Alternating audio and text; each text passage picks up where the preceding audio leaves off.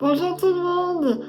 Aujourd'hui, je voulais vous faire une petite vidéo d'une prise de conscience que j'ai eue il n'y a pas longtemps.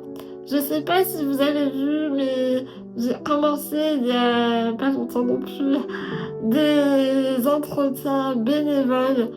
Alors, qu'est-ce que c'est? C'est un moment d'écoute et pour toutes les personnes qui en ont besoin, c'est juste une écoute bienveillante de 30 à 45 minutes. Et j'ai décidé quand je pouvais, de donner mon temps dans une association qui organise ces entretiens bénévoles. C'est l'association Conscience pour tous de Charlotte Hoffman. Je vous mets le lien en bas de la vidéo. Pourquoi je vous raconte ça? Je vous raconte ça parce que ces entretiens, ils apportent autant à moi que à ceux qui prennent rendez-vous. C'est un échange, c'est vraiment un moment d'écoute, de partage. Et forcément, tout ce qui nous arrive, ce n'est pas pour rien et ça vient toujours résonner quelque chose en nous. Parfois, ça vient résonner une justesse et parfois, ça vient résonner quelque chose un peu de dissonant, quelque chose qui va nous déranger. Et c'est intéressant aussi parce que ça veut dire qu'il y a une part en nous qui vient d'être touchée, qui vient peut-être commencer à se réparer, etc. Et même si on sait pas encore quoi, et parfois on sait jamais, on sait même pas. Parfois il y a des choses qui se réparent en nous dont on n'a même pas vu ni le début ni la fin du processus. On n'est même pas au courant qu'il y a des choses qui se sont passées. Enfin, moi, c'est ce que j'ai l'impression parfois. Bref, et j'ai commencé. J'avais trois entretiens prévus avec des personnes qui avaient réservé. Et mes trois premiers entretiens, les trois personnes ne se sont pas présentées. Elles ne sont pas venues. J'ai attendu un quart d'heure. Et après, ben, j'ai continué ma vie, j'ai fait autre chose. Et voilà. Mais j'ai pas eu de pensée là-dessus. Et c'est en parlant aux autres.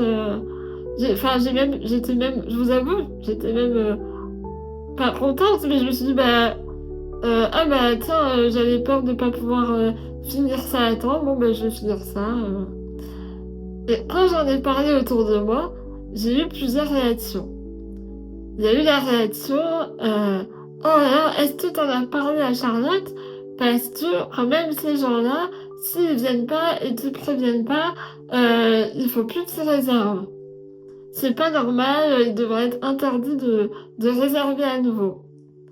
Ensuite, j'ai eu la réaction, oh mais ils ont même pas prévu, ils pourraient prévenir quand même. Et quand j'ai eu toutes ces réactions, je me suis vue, moi, avant, et je me suis vue, et puis j'ai déjà entendu ce que moi je pensais avant, et que je vais vous dire dans un instant.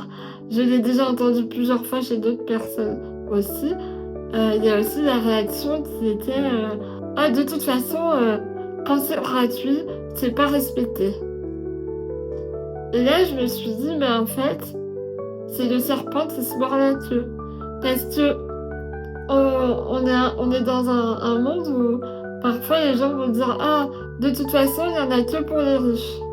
Voilà, les personnes qui vont être dans le besoin et qui ont parfois encore des peurs ou qui ont peur par rapport à la vie, par rapport à demain, par rapport à l'avenir. Parfois, ça va être ça, ça va être, ah, de toute façon, il y en a que pour les riches. Moi, je galère et les autres, ils ont tout. Et après, il y a les riches, entre guillemets, parce que je sais pas où placer le mot riche, mais il y a les riches qui vont dire, qui parfois vont peut-être culpabiliser un peu, de demander de l'argent tout le temps ou d'en avoir et de ne pas savoir quoi en faire, etc.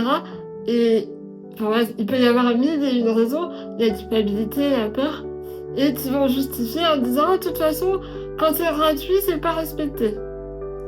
Et à la fin, ça fait un cercle vicieux où tout le monde reste dans sa zone de confort de c'est la faute de l'autre, c'est la faute de la vie, c'est la faute à pas de chance, etc.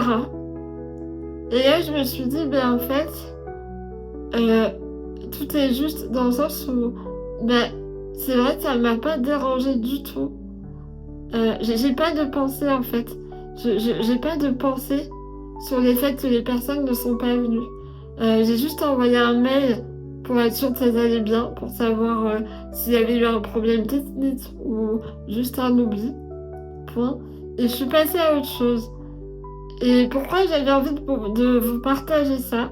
Parce que je me suis dit, c'est quelque chose que je ressens, c'est un cheminement que j'ai eu et que je trouve intéressant de se dire, mais en fait, quand on fait du bénévolat, si à la fin on commence comme je disais au début de cette vidéo, à avoir un espace intérieur qui vient être touché, qui vient être dérangé, s'il y a un espace à l'intérieur de nous qui se dit, oh, j'ai fait tout ça, et voilà comment je suis remerciée.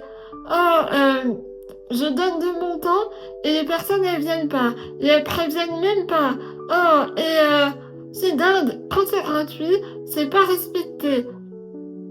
Déjà, on ne sait pas. On ne sait pas. Alors pour ceux qui croient, ça appartient à chacun. Pour ceux qui croient, moi par exemple, déjà, je me suis dit, j'ai pas, du coup, la personne ne s'est pas présentée physiquement, mais j'ai donné de mon temps énergétiquement. Et peut-être que ça a donné quelque chose ou pas, en fait. Et la recherche de résultats, elle est pas nécessaire à mon sens. Euh, pour en revenir à cet espace intérieur qui peut être touché, oh, je donne de mon temps, etc. Et c'est pas respecté, et c'est pas ceci, et c'est pas cela. Et bien c'est peut-être que du coup, on faisait du bénévolat en attendant un retour, en attendant une reconnaissance, en attendant quelque chose. Et alors si c'est ça, quel est le personnage en nous qui a besoin de ça? Qui a besoin de réconfort? Est-ce que c'est l'amour ou la peur? La peur de manquer de quelque chose, la peur de pas avoir assez, la peur de pas être aimé. Et, et en fait, c'est de dire que quand on décide de donner, c'est que vraiment on veut donner. Et peu importe le retour en face, il y a un sentiment que je peux pas vous expliquer, ça se ressent, mais il y a un sentiment vraiment de gratitude et que je vous souhaite à tous de pouvoir cheminer avec ça. Parce que du coup, si à nous tous, on prend conscience de ça, ça va pouvoir permettre de transformer le cercle vicieux des pauvres, des riches, du mérite et de pas mériter, du respect ou pas respect. Ça pourra transformer tout ça en un cercle vertueux que à la fin, on donne quand on ressent que c'est juste de donner.